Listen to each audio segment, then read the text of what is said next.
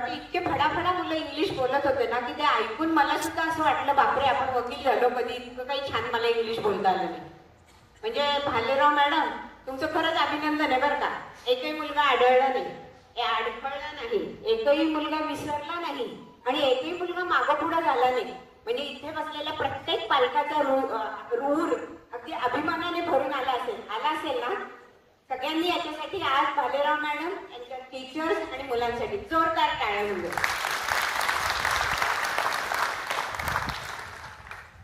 जगामध्ये सर्वात जास्त भीती कुठली वाटते माहितीये? 4 लोकांमध्ये जाऊन बोलायची आणि स्टेजवर जाऊन बोलायची. आज इतकी मुलं, म्हणजे मी मोजली तर 8 राऊंड झाल्या आणि प्रत्येक मध्ये 12 ते 14 मुलं होती. एवढी मुलं बिनधास्त स्टेजवर येऊन छान बोलली. त्यामुळे आपल्या सगळ्यांना एक गुण आपल्या मुलांमध्ये आलेला निर्गुरवणे.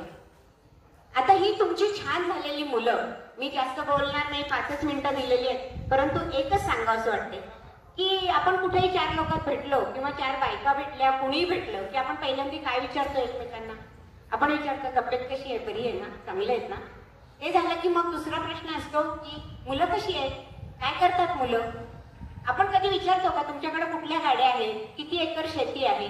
दुसरा प्रश्न हाच असतो की तुमची मुलं कशी आहेत. आणि मग जेव्हा माझा मुलगा असतो की माझा मुलगा अमेरिकेत आहे, आपली छाती फुलून येते अभिमानाने. आज तुमची मुलं त्या वयात आहेत आणि आज आपल्याला फक्त एवढंच करायचं की माझी मुलं छान झाली आहेत हे सांगण्यासाठी माझी छाती अभिमानाने भरून आली पाहिजे. आणि याच्यासाठी 2च गोष्टी आहेत. भालेराव मॅडम शिकवायला फक्त मानेतच, त्यांच्याबद्दल काहीच म्हणणं नाही, त्यात हे घेणारच आहे. परंतु येणारे दिवस हे अतिशय ताणतणावाचे असे आहेत आणि म्हणून गरज आहे ती संवादाची.